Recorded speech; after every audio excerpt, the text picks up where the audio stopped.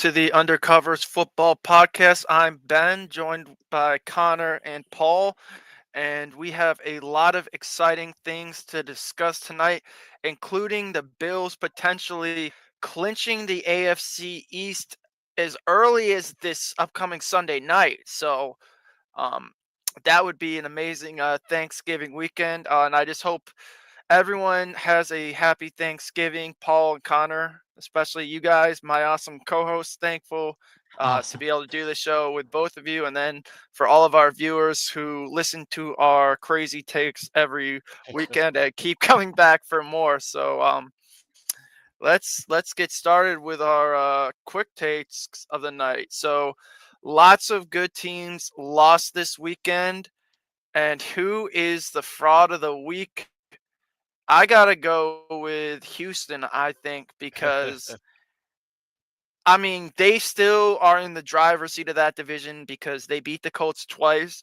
So barring a complete and utter meltdown, which is still possible because they still have to play Baltimore, Miami, and Kansas City, but the Colts pretty much have to win out. But Houston's really has not been looking good recently, especially CJ Stroud. CJ Dan Fraud, you mean? Orlovsky, Dan Orlovsky, and Jimmy Garoppolo are finally getting some vindication for their uh, embarrassing safeties because not only did C.J. Stroud do the same thing that Dan Orlovsky and Jimmy Garoppolo did, he did Man, it to lose the game. The game was on the no. line, third and Man. 17. He had no idea where that boundary was to the back of the end zone. And imagine losing like that. But Mm. also, Kaimi Fairburn, what the Oh my hell is going God. on with that guy? So at the end of Yeah. the Buffalo game, it's tie game with a potential to go in overtime, and he nails a 59-yarder with ease. And then, of course, against the Jets, he missed two field goals, one of them being Yep. inside 30 yards. Against the Lions, Hmm. he missed two field goals late. And then against the Titans, he missed another one inside 30 yards to tie the game. Now, he supposedly set an NFL or tied an NFL record for most 50 plus kicks in a season. I might need that fact checked, but still, after beating Buffalo, which was the Bills' last loss of the season up until It now, was. at least, Yep. What does that mean? he's completely turned into Tyler Bass. Like, I don't know if Tyler Bass stole his powers or something, like, in Space Jam, when the Monstars, siphon all the powers of the NBA athletes. So maybe Tyler Bass has some secret alien powers that he's been using. But yeah, I Great mean, the reference. Texans, they look like frauds right now. Like, they're lucky they play in possibly the second easiest division in football. And I don't often do this, but I'm gonna give another fraud of the week to a team that was actually on their bye week, the Falcons. Yes, I'm calling them out My as well God. because they Okay. can't beat teams outside of the NFC South, it seems like. I know they did beat Philly. That was early in the season. Philly has since basically they just are rolling right now and just they turned up another gear, it seems like. But the Falcons, you're frauds too, because if you guys didn't play in the South, you probably wouldn't be anywhere close to getting a playoff spot, which is especially gross because there are three teams in the NFC North with better records than the Falcons, and two of them are going to have to go on the road for the playoffs, which I think one of them being potentially Minnesota right now, which for the whole NFL isn't scripted, people. Kirk Cousins' first playoff game for the Falcons really being against the Vikings, really? Like, it just makes you Yes. think. Just like last year's the Lions' first playoff game in how many years? Home at that was against the Rams. But anyways, let's move on to your quick take, Connor. Well, first off, I do have to also give a fraud of the week, and I have to agree with the Houston Texans case because I had been trying to tell people since the offseason that this team was going to suck. Nobody believed me. They thought I was losing my mind because they thought CJ Stroud was this next up and coming great quarterback. I'm sitting there and I was telling people for weeks, actually, no, months, bruh, they have tape on CJ Stroud now. They know how to accurately defend CJ Stroud now. Why do you think he's still going to be able to run around freely and throw to whoever he wants to freely? And now all of a sudden you kind of see the results. The Texans as a whole do not look good. They just lost a divisional trap game to the Titans, but that's bad enough. So at the end of the day, they are absolute frauds. And I had been saying it for months, and now I'm happy to feel vindicated in my statements. This team sucks. The only reason that they are still in contention in the AFC South is because Jacksonville imploded. If they hadn't imploded, we would not be talking about the Texans. We'd be talking about the Jaguars. Anyway, the next quick take is a good one. Yeah. How is Brian Dable and Joe Schoen's job in New York? Well, obviously, this is an easy answer. They should have been fired yesterday.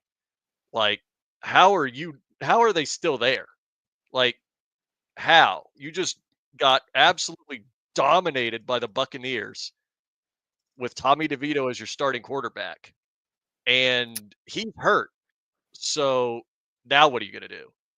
You gonna tell Daniel Jones that you're sorry and you want him to come back, or I don't really know exactly what you're gonna do here. So it's amazing that they haven't already been fired. But if they aren't fired now, then they'll be fired at the offseason. They will be fired in the offseason. And realistically, the whole entire thing, the whole team should just clean house. Fire literally everyone. Trade Malik Neighbors to the Buffalo Bills, where he will actually get targets from a real quarterback. Anyway, that's the quick take from me. Let me just disagree with you real quick because, How look, would you I agree get it. It's with not me about pretty Malik Neighbors? for no, no, no, about He Joe is a Bill. Shane and He's a Bill. Brian Dable. Look, I get it. It hasn't been pretty, but they still have yet to choose their quarterback for that team. They basically came in to that franchise handcuffed. Let's turn, a piece of shit into a piece of gold. You can't, the whole saying, you can't polish a turd. Well, that's what they basically have been forced to do. And if you know anything about that situation, the only reason they extended Daniel Jones was because their owner, John Mara, basically forced them to. And, Yeah, he won a you playoff heard, game. well, yes, against a fraudulent team. But We know. the whole, the athletics reportings on Woody Johnson. Well, look what happens when an owner has too much control of a team, i.e. Jerry Jones. I think John Mara just needs to sit back and let the football people run the show. And they got to stop caring about hurting people's feelings, because the same situation, part of the reason they're in the Daniel Jones situation in the first place was they were afraid to draft a quarterback back in 2018 because they didn't want to hurt Eli's feelings. And they ended Mhm. up benching him for Geno Smith. I remember that. Good times. And that's why they got Saquon instead of potentially Sam Darnold or Josh Allen. Well, thankfully they didn't take Josh Allen, but just from an outsider's perspective, they were stuck with Daniel Jones because they didn't want to hurt Eli's feelings. Then this past year, they probably should have taken J.J. McCarthy, Michael Penix, or even Bo Nix, but they don't want to hurt Daniel Jones' feelings. So you got to stop worrying about people's feelings, Giants. Like, you got to worry about building a competitive football team. And I still saw this team with less talent make the playoffs and go on a run and compete with some good teams. The O line has objectively been horrendous, but they also haven't really put a lot of investment in it outside of Andrew Thomas and Evan Neal. And they kind of just did some patchwork of free agency, which never ends up working out. They're missing their best player on offense, arguably, in Andrew Thomas. That's making the whole offensive line look worse.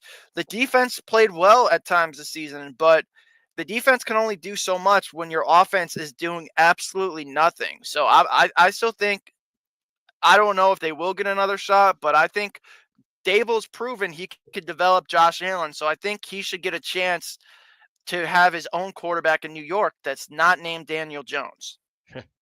Guys, I got to I, stop y'all for a second. I got to tell you what I just saw on Twitter really quick while I was scrolling through.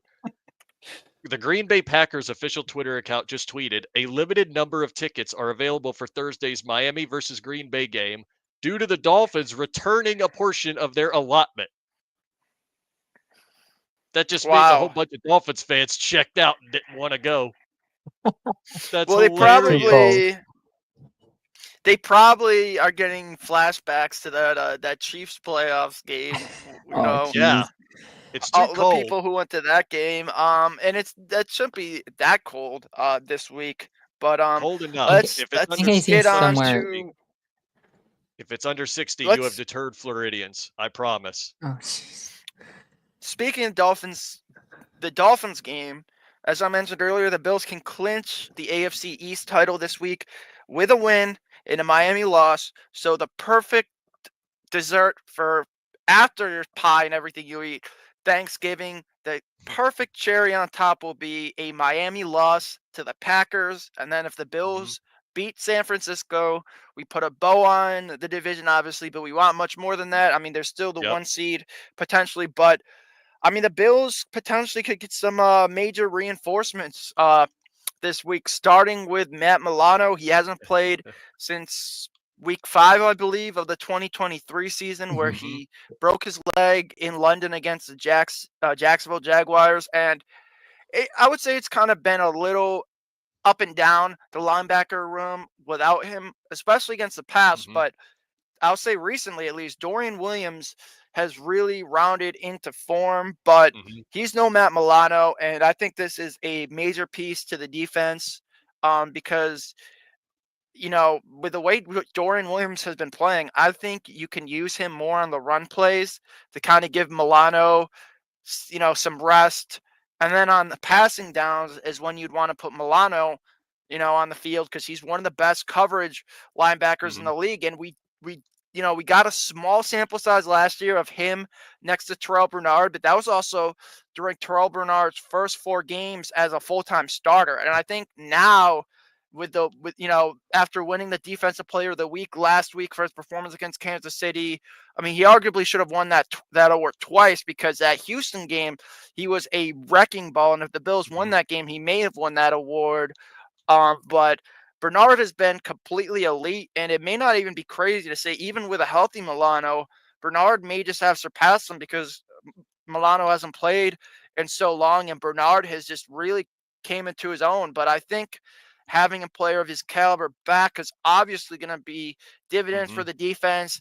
He's an absolute missile, blitzing the quarterback, and that's just another weapon to add in Bobby Babbitt's defense. And I think Bobby Babbage, being the coach that really helped develop Milano when he was a linebackers coach, I think he'll definitely be happy to have one of his best players. I mean, you can argue that Matt Milano is the best player on the Bills defense. I don't know currently coming off an injury, but still he's up there. And when he's fully healthy, he's one of the best linebackers in the league. And I think not just for the Bills, but any football fan should be getting a treat Sunday. You get to watch two of the best linebackers on the planet go head to head Mhm. between him and Fred Warner.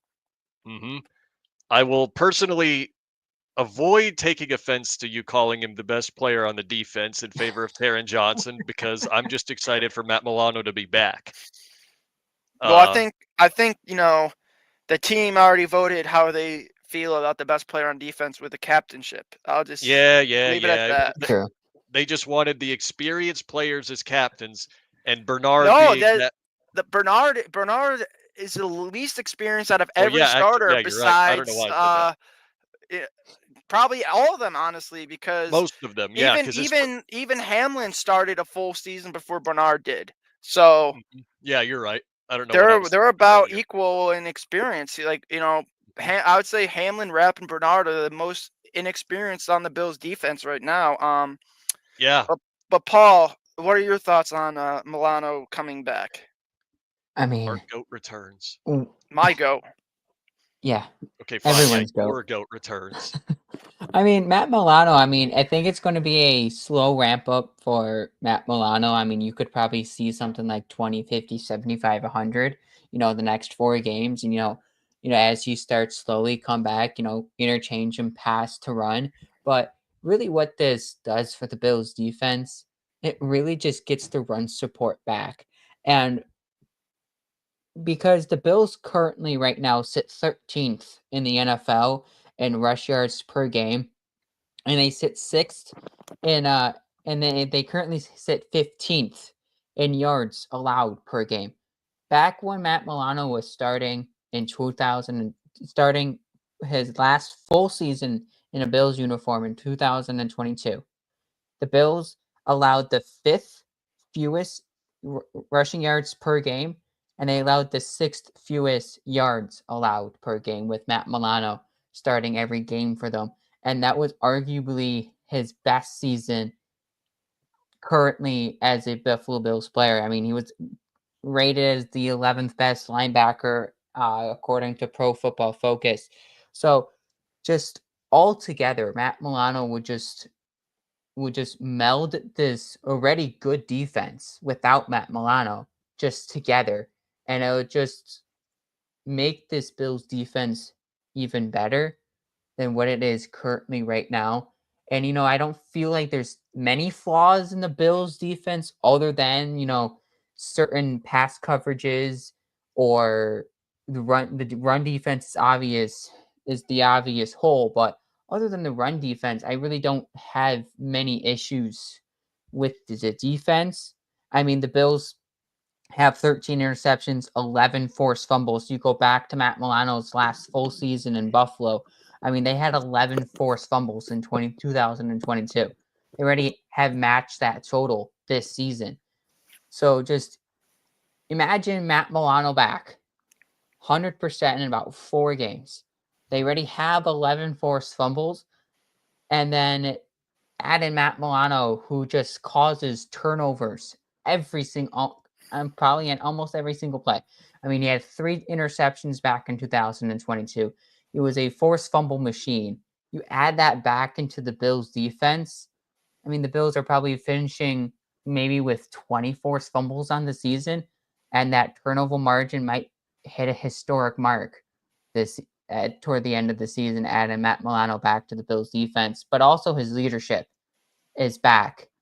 His voice on the field is back for the Bills, which is super important, moving forward, as it's going to be an important 6 game stretch for the Bills to, one, win the division, and two, fight for that 1 seed, which we all know the Bills would want.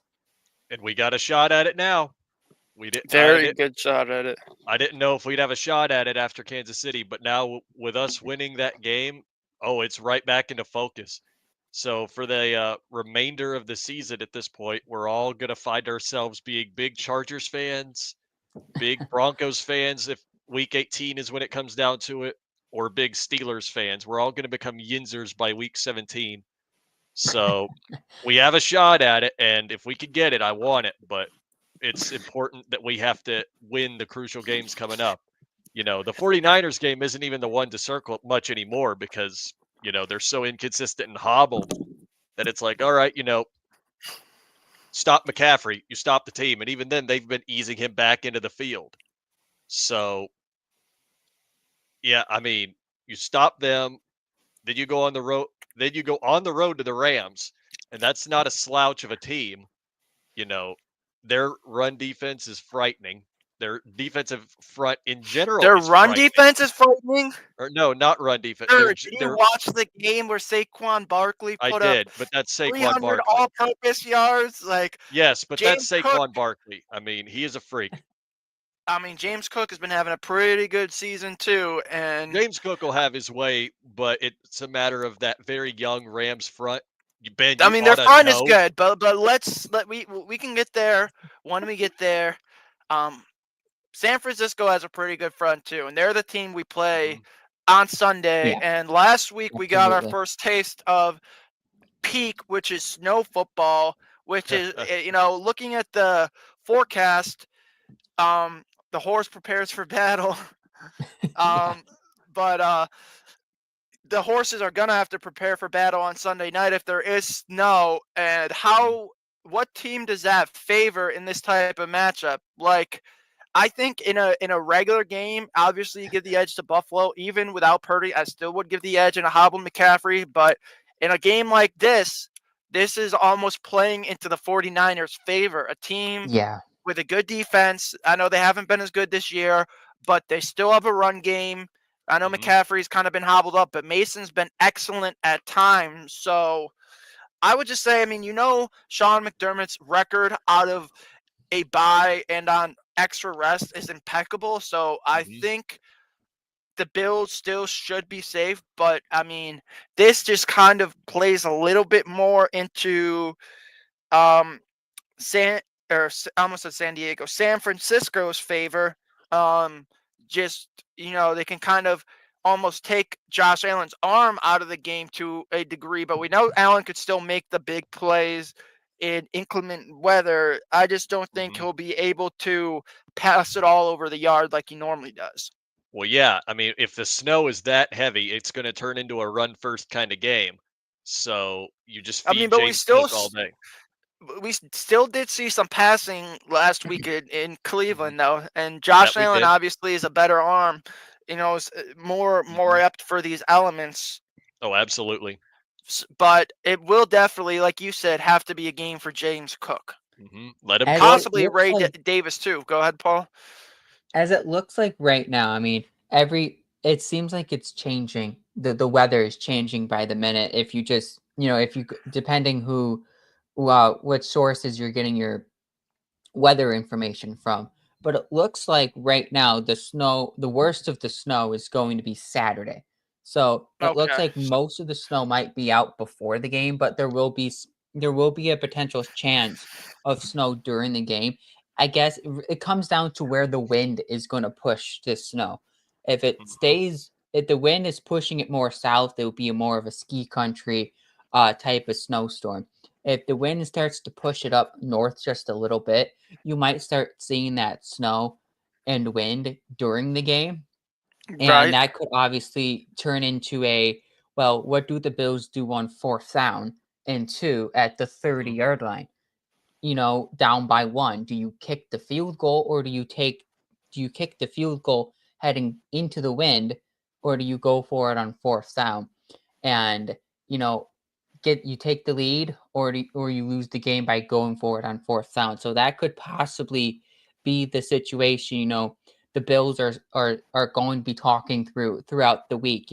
Watching the weather reports and seeing where the wind is going to be and when the snow might come, and then start game planning just a little bit on special teams. It's like, okay, let's maybe add some wind inside the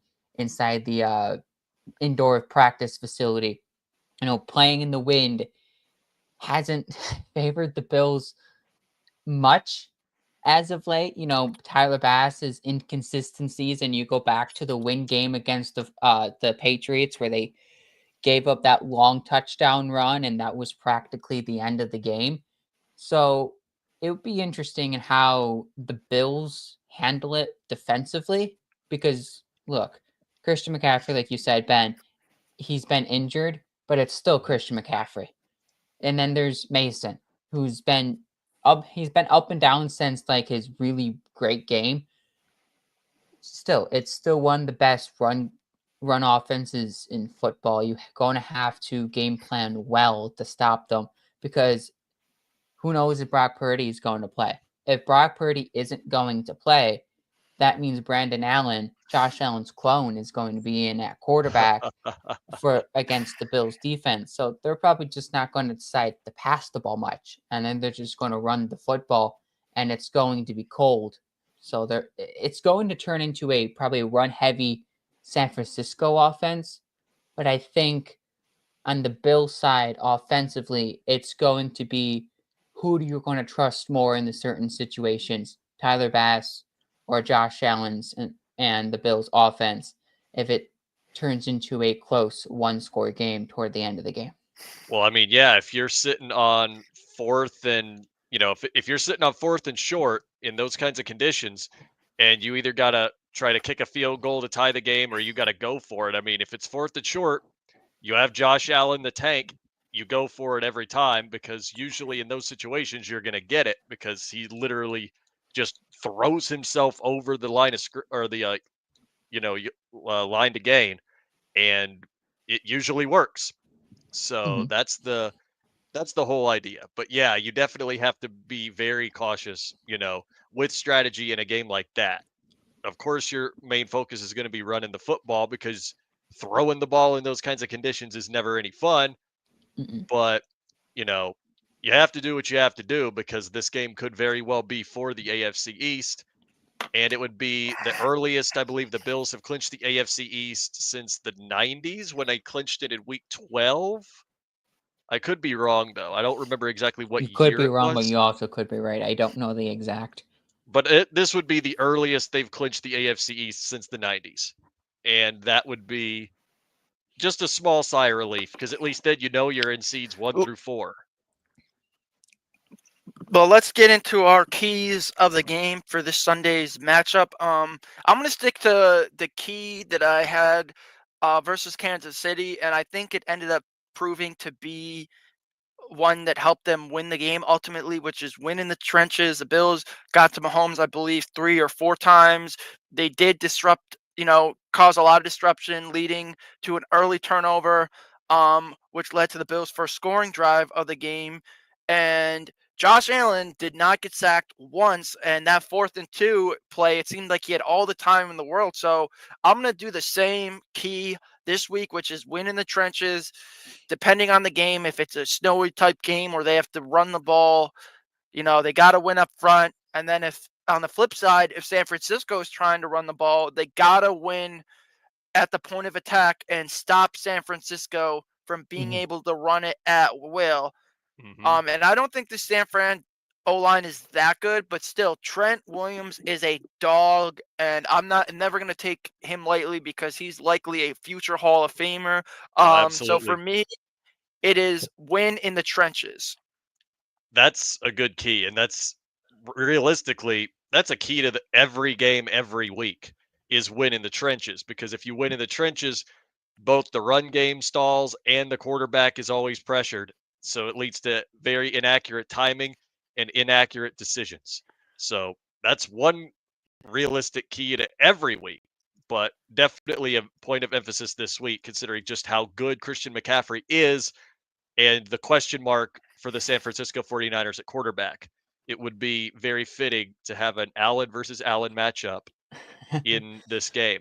But if we're going to talk about another key to the game, it would definitely be, let's just say, hypothetically, it doesn't snow. Like, you've got to find a way to get to Brock Purdy to where he's not getting those deep shots off to Debo Samuel Mhm. and just basically keeping him in check because you've seen what Debo Samuel can do out of the backfield. It is disgusting. Like, he is absolutely incredible on those designed running plays where he literally lines up like a running back. So keeping an eye on Debo Samuel will be critical throughout the whole matchup, along with stopping the run by dominating the trenches. And then on our side, of course, on our own offensive side, you've got to let James cook. If it's going to be one of those types of games, create as many holes as you can, give him all the running space in the world. What I would love to see, I don't know if you guys saw the clip from the Buccaneers Giants game on Sunday, but wouldn't it be great if Josh Allen threw a short pass to James Cook? He's got a lane and he's running deep. And out of the bottom of the screen, you see Josh Allen at full speed running in there to throw a block on a guy who's about to tackle James Cook. Man, that would be amazing to see Josh do something like what Baker did. So, again, keys to the game, obviously. Pound the run, stop the run, watch Debo Samuel, make sure he doesn't get away. And on top of that, win. Like, there's no other way to really say it, but just win. Win. Get through these guys, win the AFC East, maybe, and look forward to two Uh-huh. tougher matchups coming your way the next 2 weeks. Absolutely. I mean, for me, obviously, you want to stop Debo Samuel. I mean, he is a for Freak. sure yards after catch guy. So Mhm. that means you finding him in in the 5 yard curls. Make sure you tackle him immediately. Wide receiver screens. Make sure you're getting behind the line of scrimmage and pushing him back for extra yards. So I do agree with your keys. With both of your guys' keys, in fact, is kind of where I'm kind of going, but in a different way. Joe Brady's offensive play calling is my keys to the game. And, the 49ers have in most defensive categories on run defense and pass defense, list anywhere from about top 15 to top 10 to top 15. They have the fifth lowest pass yards per play and the eighth lowest rush yards per play. So if this game turns into a snow/wet weather type of game, well, if you can't run and it turns out that you can't pass because, the weather conditions, one, for the pass game, and two, the rush defense is just really penetrating the Bills' offensive line and they can't run the football. That would Where not be a good where situation. Joe Brady needs to turn to his game plan and start adjusting just a little bit. And in these games like this, you go back to the Ravens game first, the third week of the season. It's raining at M&T Bank Stadium, and the Bills could only put up 10 points. Run offense wasn't working, the pass offense wasn't working, and the Bills just couldn't move down the football field. And that's really has been the only weather related game for the Bills. I mean, you can go to Seattle. Seattle was a wet weather game, but it wasn't raining consistently enough for where it actually affected the Bills' offense. I mean, this game can turn into a game where it can affect the Bills' offense from the start of the game to the end of the game. So Joe Brady's offensive play calling and game plan is going to be super important for the Bills against the 49ers. It's a defense that's banged up, but if they get some of their key players back, Greenlaw, Bosa, and some others that couldn't play against Green Bay, it could be a long day for the Bills offense if it turns out to be a weather related game and Joe Brady's game plan isn't strong enough. Mm-hmm. Oh, and for God's sakes, one more thing that's very imperative. Do not give up a splash play that changes the entire outcome of the game. Do not let somebody on San Francisco return a punt for a 50-plus yard touchdown. Don't give them a easy touchdown for like 70 yards, or don't do anything like that, because that completely kills the drive in a game and it just flips the momentum. A lot of the times it'll flip the momentum in such a way that you physically can't recover from it. So do not give up explosive plays to a team that can absolutely hit you with explosive plays, thanks to Christian McCaffrey, Debo Samuel, and a guy I feel like a lot of people are forgetting about. His name is George Kittle. Yeah. So limit explosive plays on both sides of the ball. Especially don't drop the ball, lose, a fumble, and then it just gets returned for like 40, 50 yards into the end zone. Yeah. For a defensive Don't want that. touchdown. No one wants that. That will absolutely just stun the entire crowd in Highmark Stadium. But I think that's what we had planned to discuss there. What did you have something else in the outline, Yes. Paul? Let's go to impact players, like player Yes. that Okay. you think it's going to make an important, kind of like a pre-player of the game before the game has actually happened. Ben, you want to take this one first? There's plenty of them. Oh, is he? Oh, he's yelling at something else in the background. Is he yelling at his cat? I'm kidding. I don't even know if he has a cat. I know actually, no, you don't have a Ben, we cat. can't hear you. Yep. Where's the mic? Ben's mic is broken. No, Can you hear me? Ben. Oh, we Yeah, can hear you we now. got you now. Okay, I almost said hear you. Okay, yes. All right. You guys got me speaking gibberish. The Greg 49ers are Rousseau sabotaging us. is a player I think has to have a big game. Both stopping the run and setting Yep. the edge and getting to Groot. whichever quarterback is there for San Yep. Fran. So I'm going to go with Rousseau. Yep. Groot's a big one. Paul, you go next. I'll go. Please give us an offensive player. I won't go a specific player. I'll take an entire line. I'm going to say the okay. Bills' offensive line Yep. has to be is the impact player. You know, you look at what the Bills' offensive line did against a really good run defense of the Chiefs just 2 weeks ago. They have to do exactly that this week. Just Mhm. exactly what they did against the Chiefs, they have to do it again this week against the 49ers. You know, the San Francisco run stop win rate is 10th in the NFL right now. So that's top 10 in run stopping. You're going to have to win at the line of scrimmage in this game. And, you know, with the weather, if it comes, you have to push people out of the way so James Cook and Ray Davis can move the football down the field for you.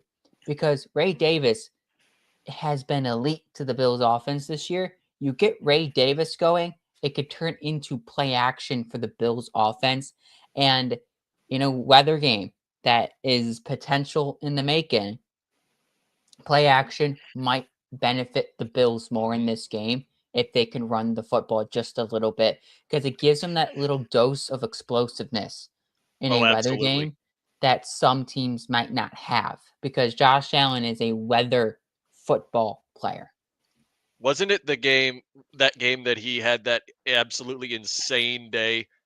Like the perfect playoff game against the Patriots. Wasn't that in like really, really cold weather? It wasn't That snowing, but was wasn't Yes. it like, really, yeah, No, really it was cold? snow and very cold weather. Yes, it Okay, was both yeah. of the above. see, this kind of weather benefits Josh Allen. So at the end of the day, I think let it get. You know what? I'm gonna say it. I wish it were colder. Should be on his shirt. I'll get it Like on a shirt. I'll print them I Undercovers wish it. first merch drop. I wish it were Oh my, colder. oh my god. Yeah, There we go. with a picture of Coming Josh soon from Allen's Ben. face. There we go. That'd be excellent merch. I wish it were colder, but anyway, for an impact player, I'm actually going to give two. As is actually, you know what? There's a case for three. There is a case for three this week, so I'm giving three: offense, defense, and special teams. So offense for me is absolutely still going to be James Cook, especially if the weather takes a turn for the worse. This man's got to be on his A game, running the football, because that's if it's snowing that bad, then that's all he's ever going to be able to do is run the football, take short passing routes, screens, things like that. On defense, it's actually going to be Matt Milano, and it's not even going to be for Matt Milano playing effectively because you know he's going to probably be on some limited snap count coming back from the injury that he's had, and he hasn't even played an actual game in a few years. So I think just the fact that he'd be back on the field if he is going to be enough to change an entire offensive game plan because they just know Mhm. how much Matt Milano can wreck an offense. So I actually think he'll be an impact player for that reason alone. Like, you know, how Amari Cooper was when he first got to Buffalo. He was playing, and defenses were reading him entirely differently, giving Keon Coleman and Khalil Shakir less looks.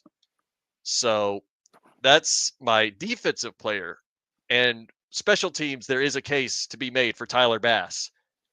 Brother, you got to figure out a way to kick in adverse weather conditions because Mhm. it will potentially come down to it. And if it does come down to it, then my brother in Christ, you've got to figure a way out to kick the football in cold weather. Not even really cold weather. That doesn't matter. Windy weather, snow in your face. You got to figure out how to make that play. So Let's that get to our that's game it. picks of the week. Oh, this is going to be Yeah. fun. It was a rough week for everyone last week. It Ooh. was Ben, you went 2-5. I went 2-5. Connor, you went 3-4. So we all went under Connor made up a 500 this little week. ground I on made me up a at little least. ground though. That's nice. I like that. So If you're gonna say a fraud of the week, put it on me because I have been awful this year at game picks. I'm 38 and 35 on the season. At this point last year, I was actually, if I remember correctly, I think I was rolling through game picks last year. Just upsets after upsets helped me propel into into the lead. But Thanksgiving has 3 games this week. We're going to start with the Bears going on the road to the mighty Lions. The Bears hand them their second loss of the season. No, they do not. Lions, I know they don't normally win on Thanksgiving, but this is a different Lions team. mhm. The Lions are different. I mean, this definitely has the feel of classic divisional trap game, but this Lions team is different. I'm also taking the Lions.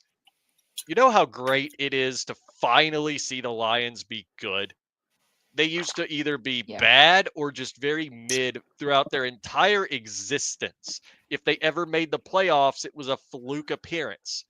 But now they're actually a juggernaut. Like, this is just so great to see for football itself. One of the biggest doormats of the past 20 years is now elite. We love that. absolutely. We Give used me to say it Detroit back in the too. 2010s. We used to say it back in the 2010s era of football that you youngins don't know.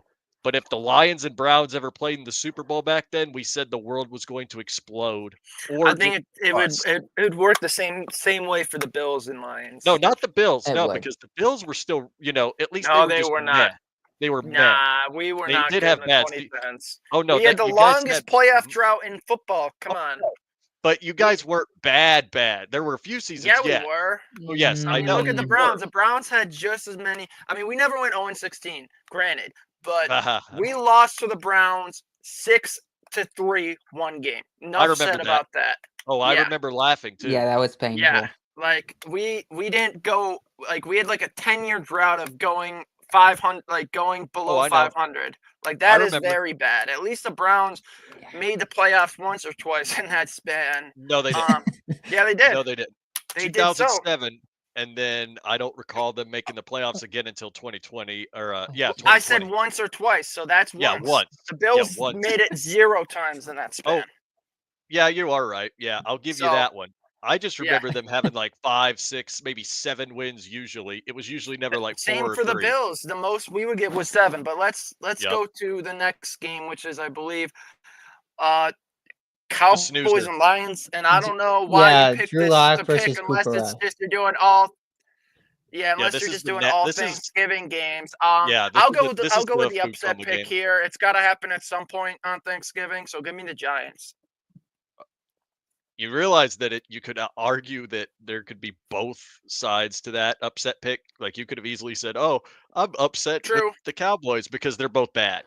With no Dak, this Cowboys team is just bad, but this is still the Giants we're talking about. I am also taking the Cowboys. This has just No, been a I took the hilariously Giants. Oh, you took the Giants? I Yeah, thought I'm you said you taking the took the Cowboys. Giants. Oh, No, well, I'm I'm taking taking the the Cowboys. upset. Okay, I the think the real Giants pull it upset. off. Okay, yeah, so that is the upset. Okay, cool. Yeah, I'm not taking the upset. I'm taking the Cowboys. As it They still sits have right CeeDee now, it Lamb, seems for like God's sakes, and that as it brother sits needs right to now, it get looks me like Drew points. Lock is going to play on Thursday, which I think gives the Giants a little bit more of an edge over Cooper Rush and the Dallas Cowboys.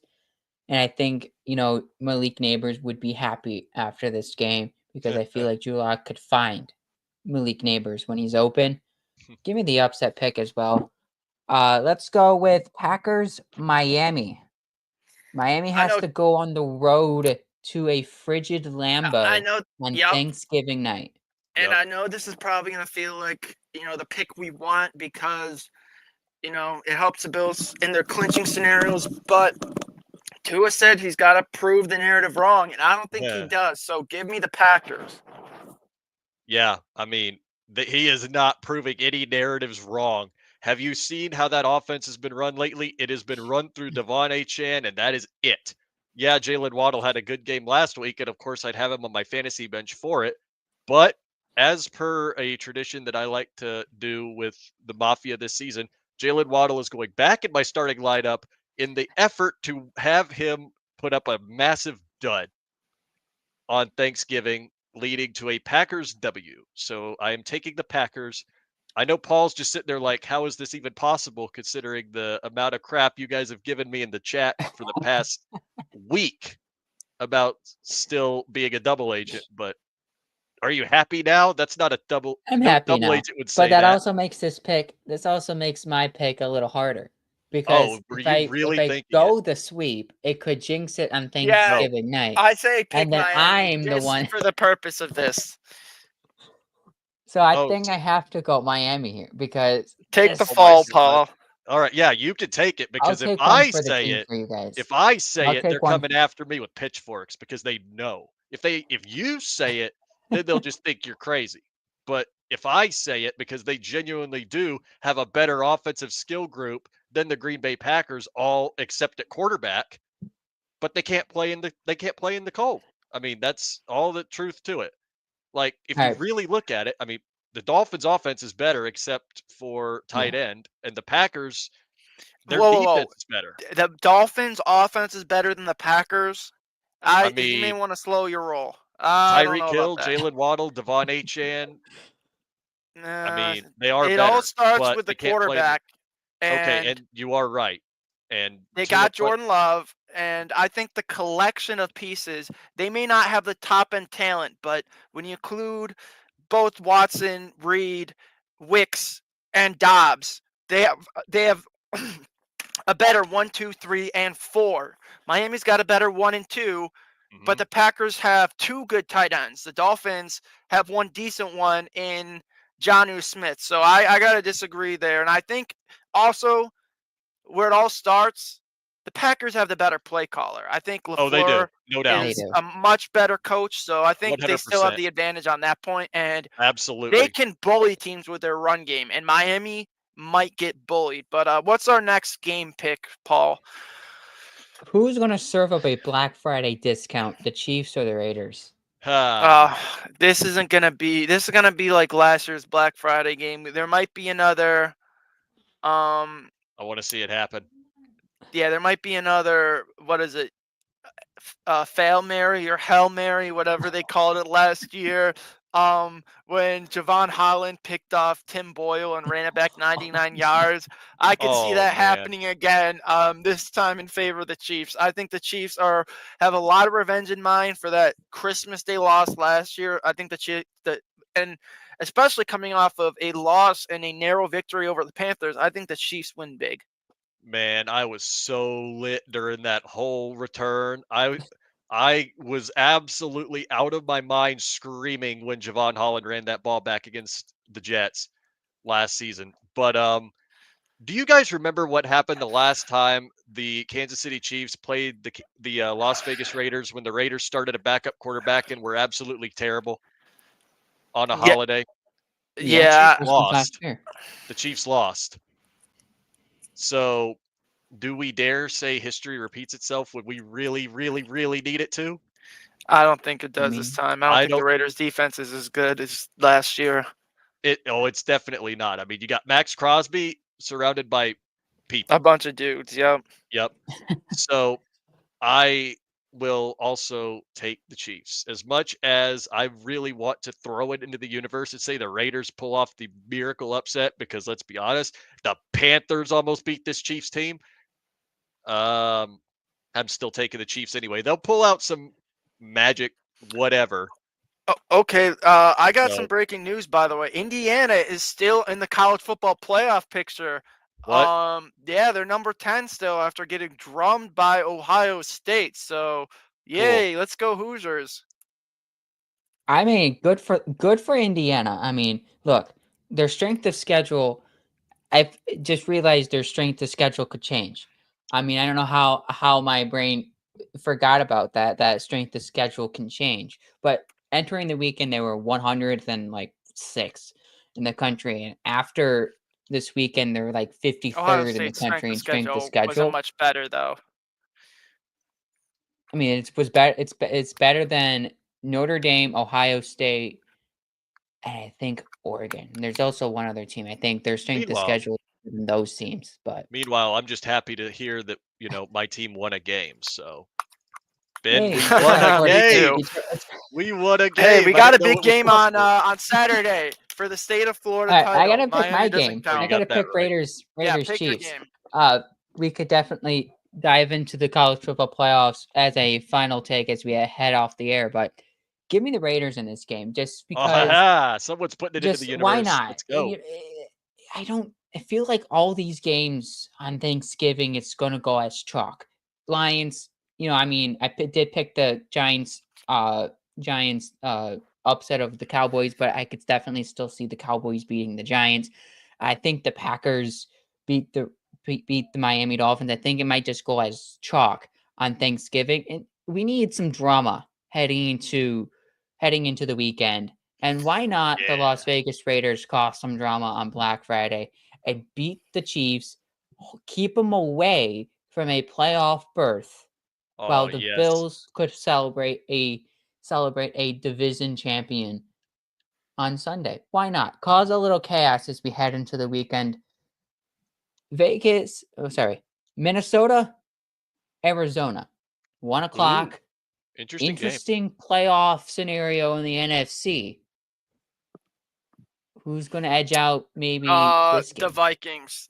West Coast teams typically have a disadvantage traveling to the East Coast, and I think the Cardinals. I know it was a divisional game, but they kind of got exposed versus Seattle, who I don't think are better than Minnesota. So, give me Minnesota. Yeah, I am going to agree with this take, and I am also going to take the Minnesota Vikings in this game. I absolutely think the Cardinals, while good, are not great, and I think the Vikings are still very, very talented. So I am taking the Vikings in this game. Yeah, I want to stick with you guys as well. I think Minnesota wins this game. I mean, Arizona's offense, at times has looked really good and at times has looked really bad. And they just been on this up and down slate this entire season, and they have to go from the West Coast all the way up to Minnesota. And Minnesota now plays in the dome, so cold weather isn't going to impact this game at all. But still, the Vikings probably pull out a win. Our final game pick of the day is the Ravens hosting the Eagles. Derrick Henry versus Saquon Barkley. The game that's before Bills 49ers to end your night on Sunday. This could actually be the game that decides the offensive player of the year, not the MVP, because the MVP still is a quarterback's position. No hate to Barkley or Henry; they're having phenomenal seasons, but still got to give it to a quarterback. But whoever wins this game and helps their team win this game could become sole possessor of that offensive player of the year award. And I think it's going to be Barkley's team. I think this Eagles team have kicked it into another gear, like I said earlier. So give me Philly. Oh, all right. I mean, yeah, you got a point, Ben. I definitely believe that this game could be the factor that decides offensive player of the year. But at the same time, I feel like if either of these two running backs, Derrick Henry or Saquon Barkley, have a record breaking season for a running back over 2,000 yards, I don't care at that point. Give whoever does it MVP. There's a reason they're talking about Derrick Henry and Saquon Barkley in MVP talks because both of them have a chance to break the 2,000-yard rushing total. Saquon currently is on pace to do that. So I would, if they do it, then whoever does it, I want to see them win league MVP. But I think the winner of this game in particular will, in fact, be the Baltimore Ravens because they have one thing that I feel like Philadelphia doesn't quite have, and that is a true top of the line all around defense. Not to say they're bad. I actually think the Eagles defense is really good, but I think Baltimore's is just a little better. And I think that that will probably wind up being the deciding factor in this game. So I am taking the Baltimore Ravens. I hate to because I hate the Ratbirds, but I am taking the Ravens. This game comes down to which running back will have the most rushing yards at the end of the game. If Barkley has the most rushing yards, the Eagles win. If Henry has the most rushing yards, the Ravens win. And I think Saquon Barkley, after having 300 all-purpose yards on Sunday night in LA, could possibly do it again this week.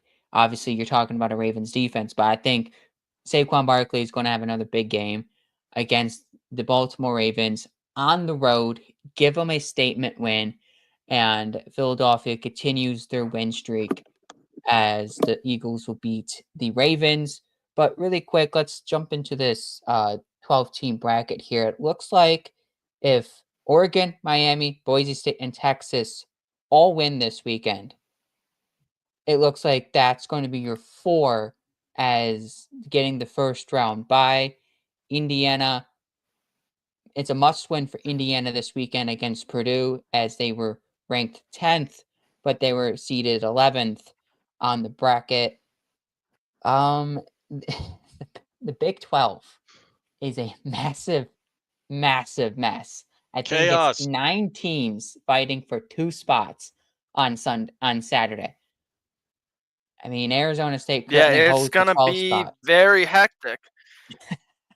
But next week this should be. I mean, we got a lot more to talk about because we'll actually be able to figure out who's Texas in those conference A&M, championship games. yeah. I mean, you got Yeah, Texas they're A&M kind of looking a little hosting cooked. Texas. You know, the injuries with Quinn Ewers is a big what if right now, but Yeah. Well, If no, we're they being, shouldn't. They shouldn't be in the if we're, playoff. yeah, see, Yes, if they we're shouldn't be talking in the about playoff precedent, then without their Texas should be starting eliminated quarterback. now because they don't have a quarterback at him. You don't have your quarterback's injured. I thought that's why. I thought if your quarterback's injured, you can't play in the playoffs. Am I, or is that just a Florida State thing? Did they just think we were that good that year It's and probably just just a hated Florida us? State thing. Yeah, they hate us. So all right, forget. Yeah, you'll see Texas still make it even though Quinn Ewers is They hurt. will because of the SEC bias. But that Yep. should wrap up Yep. tonight's show again. I hope everyone has a great and happy Thanksgiving, and go Packers and go Bills this week. Yes, go absolutely. Packers, go Bills, eat a bunch of turkey, and we'll see you next week. And a lot Yep. of pie. Let's go. Go Bills. Okay, yeah, pie, yeah, First okay. of all, yep. All right. So go They're both Bills, fine. go Packers, big dubs. Let's get this AFC East. All right, let's get the AFC East. Good night.